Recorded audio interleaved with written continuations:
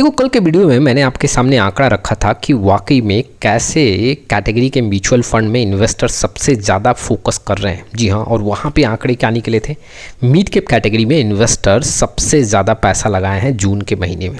जून के महीने में देखा जाए तो 6000 करोड़ के ऊपर का यहाँ पे इनफ्लो सिर्फ मिड कैप के अंदर देखने को मिला।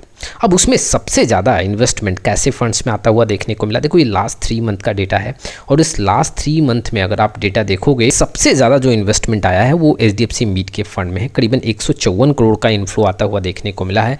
जी हाँ, ये डायरेक्ट फंड का आंकड़ा है। 2,90,000 इन्वेस्टर पार्टिसिपेट किए हैं। Nippon India growth mid cap में यहाँ पे पिछले 3 मंथ में 59 to 60 करोड़ का इन्फ्लो आता हुआ देखने को मिल रहा है और करीबन 1,18,000 यहाँ पे इन्वेस्टर पार्टिसिपेट कर रहे हैं। एडेलविस मिड कैप में करीबन पिछले 3 महीने में जी हाँ 58 करोड़ का इन्वेस्टमेंट और 93,000 इन्वेस्टर यहाँ पे जुड़े हैं। इन्वेस्को इंडिया मिड कैप में 3 मंथ में 49.6 करोड़ का यहाँ पे इन्वेस्टमेंट देखने को मिल रहा है। 60,000 लोग यहाँ पे जुड़े हुए हैं। जी हाँ, इन्वेस्टमेंट के मामले में ये 4 ऐसे फंड्स हैं जहाँ पे सबसे ज़्यादा जी हाँ इनफ्लो आता हुआ देखने को मिला है। अब ऐसे म्यूचुअल फंड्स का जी हाँ आंकड़ा क्या कहता है रिटर्न के मामले में, वो भी देखते हैं। देखा जाए तो सबसे पहले पिछले 1 महीने में देखें तो HDFC मिड कैप करीबन 6 से 7% का रिटर्न दिया। एडेलविस मिड कैप करीबन भी 6 से 7%। निप्पॉन इंडिया जो मिड कैप है वहाँ भी 6 से 7%। इन्वेस्को इंडिया मिड कैप करीबन 11 से 12% का रिटर्न शो किया। तो अगर हम देखें पिछले 1 महीने में तो यहाँ पे इन्वेस्को इंडिया मिड कैप का आंकड़ा बेहतर देखने को मिल रहा है। वैसे ही अगर देखो मैं पिछले 6 मंथ का आंकड़ा देखूँ तो HDFC मिड कैप का जो यहाँ पे रिटर्न है वो 4 से 5% है। एडेलविस मिड कैप का यहाँ पे 6 से 7% है। निप्पॉन इंडिया जो ग्रोथ मिड कैप फंड है वहाँ पे 8 से 9% और इन्वेस्को इंडिया मिड कैप में 12 से 13% का रिटर्न देखने को मिल रहा है।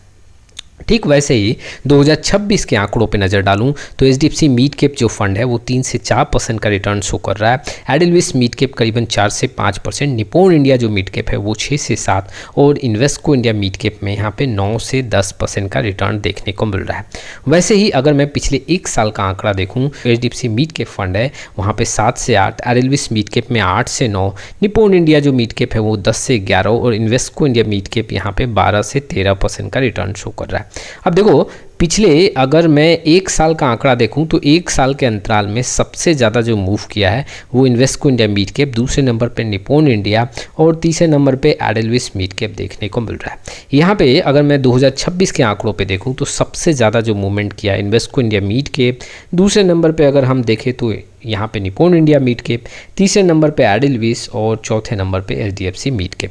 वैसे ही अगर मैं 6 मंथ के आंकड़ों में देखूं तो सबसे ज़्यादा जो मूव देखने को मिल रहा है इन्वेस्को इंडिया मिड कैप में 12 से 13, दूसरे नंबर पे निप्पॉन इंडिया और तीसरे नंबर पे यहाँ पे एडेलविस मिड कैप देखने को मिल रहा है। और वैसे ही 1 महीने के आंकड़ों में सबसे ज़्यादा जो मूव देखने को मिल रहा है वो इन्वेस्को इंडिया मिड कैप में, दूसरे नंबर पर अगर आप देखोगे तो HDFC मिड कैप, तीसरे नंबर पर यहाँ पर निप्पॉन इंडिया मिड कैप और एडेलविस मिड कैप चौथे नंबर पर देखने को मिल रहा है। ये 4 ऐसे फंड्स हैं जो अगर मैं पिछले 3 मंथ का आंकड़ा देखूँ डायरेक्ट फंड का तो कितने इन्वेस्टर जुड़े हैं और कितना यहाँ पे इन्वेस्टमेंट आया है उसके हिसाब से यहाँ पे सबसे ज़्यादा इन्फ्लो आता हुआ देखने को मिल रहा है।